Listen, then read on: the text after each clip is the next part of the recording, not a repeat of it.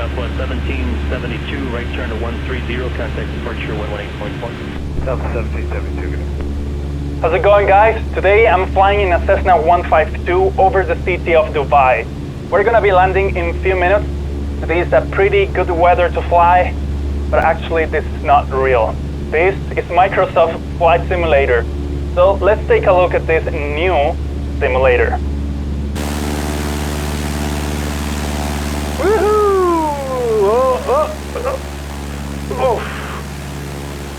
Oh, I got it. Okay, that was close.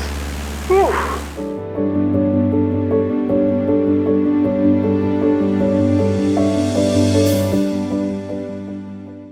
Microsoft Flight Simulator has been released after this long wait, and professional pilots and aviation lovers are super excited to have this new flight simulator. We can finally fly around the world with realistic graphics from the comfort of our homes. The best part is that you can get the standard version by subscribing to the new PC Xbox Game Pass, where you pay just €1 the first month and €4 a month afterwards.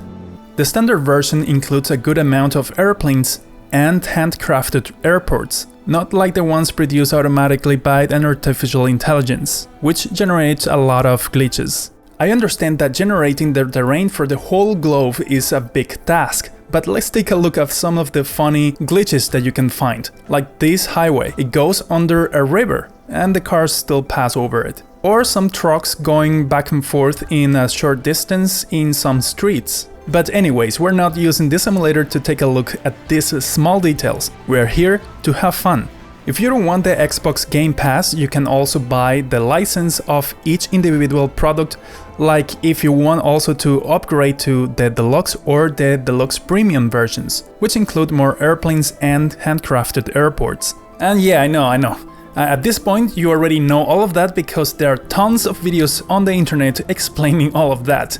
They just repeat themselves. But anyways, we're here today to take a look at some of the things that you can do with this simulator, especially the interesting things, like the animals that you can see in some places, like in Africa. You can fly over them and see them in action, or the amazing graphics that these simulator have, the real-time customization of the weather. You'll see some tricks and in general the whole thing that we are here for, which is the overall experience in this simulator. By the way, if you like aviation in general, you also might like model airplanes. That's what we mainly do in this channel. We build and fly model ready control airplanes. If you want to learn more about this and other topics related to aviation, I recommend you subscribe to this channel, especially for those videos with great animations explaining history, physics, and many other things about airplanes. So subscribe now and don't miss any of the upcoming videos. So let's answer this question. What can we do in the new Microsoft Flight Simulator? Well, basically flying airplanes with the best realistic physics and graphics. Although some critics say that the physics are not quite real, but I'm not sure about that. I think it's a lot better than the last version. The creators have rebuilt the whole physics system and weather systems and everything to make it as real as possible, as in real life. They have thought about many elements like friction, aerodynamics, the airflow around mountains and buildings, which generate turbulence, and many other things that I don't even know. I know there are many other flight simulators, but this one has a very good price and is new, so why not try it? I like the new improvements like the turbulence created behind mountains in certain wind directions, the storms, and that the rain is more realistic and is falling only where there is more clouds, and that's how it happens in real life. Also the rains move with the wind and so on, so it's very realistic in the weather system. But what I'm wondering now is how thermals are going to be, but I cannot talk about that yet because gliders or sailplanes are not available in this release. Now let's talk about the graphics, and a big part of that is the terrain, because the whole planet is represented by satellite pictures, then processed by an AI, which then creates buildings, streets, trees, and all of the elements that makes the terrain more real. The AI does a good job at generating all of these elements to make the whole planet more realistic. But of course, there's still some issues with the glitches that I showed you before. But it really doesn't matter because we're not supposed to be flying at low altitudes most of the times. The most iconic landmarks have a better finishing for a best experience when visiting those places.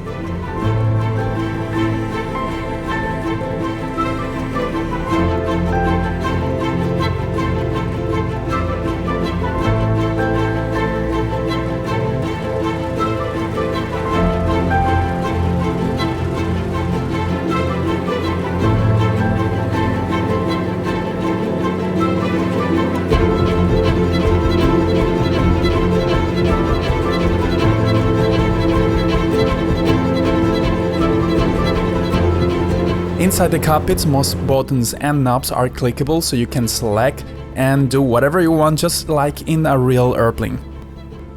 The graphics inside the cockpits are excellent. If you have a good graphics card and you have the high settings, all the elements in the cockpit will look extremely real.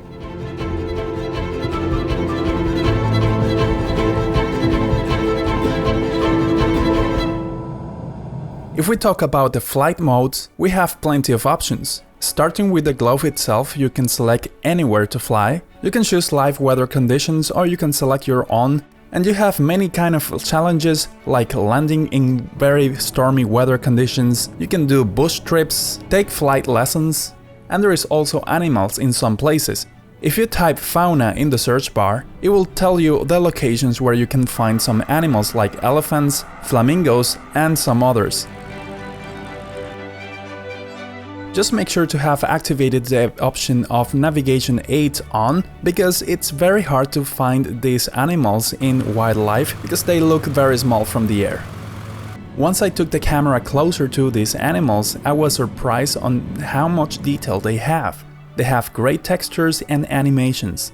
And although you won't find them everywhere around the world, they're a very good addition to this simulator. Then I tried flying over the city of Barcelona, a place where I've visited several times and I know some places, so I just wanted to check if those places are represented in detail. And they are there, but when I was flying over the city, there were so many buildings that my frame rate dropped below 20 frames per second, even reaching 15 frames per second, so my graphic card wasn't handling it that well. One solution for that is to lower the graphic settings, but I prefer to have a good quality experience, although the frame rate is very low. So once I was out of this big city, the frame rate went up again.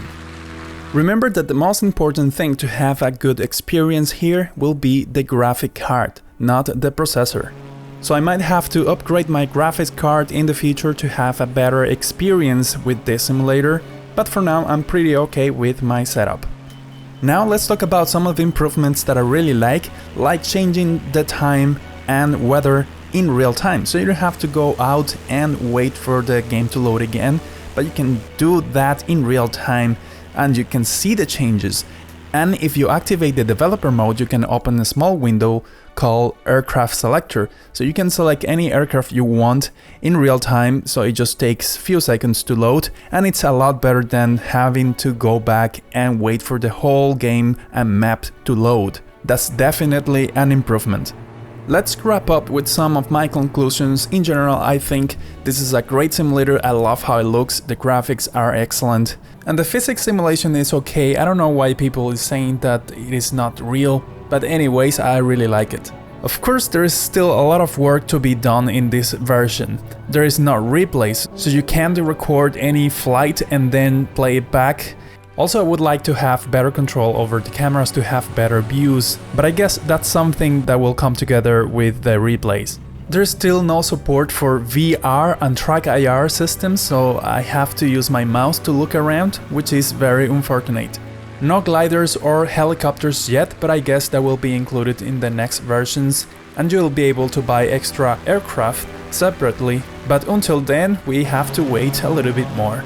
Part of the work that needs to be improved is in the big cities, where there is a lot of structures that are not there as they should. Like in this case, the river doesn't have a bridge and the cars just go by the river in front of the Eiffel Tower. And that happens also in many other places like London. I'm not sure if that's going to be improved in the future, but that's a very interesting point.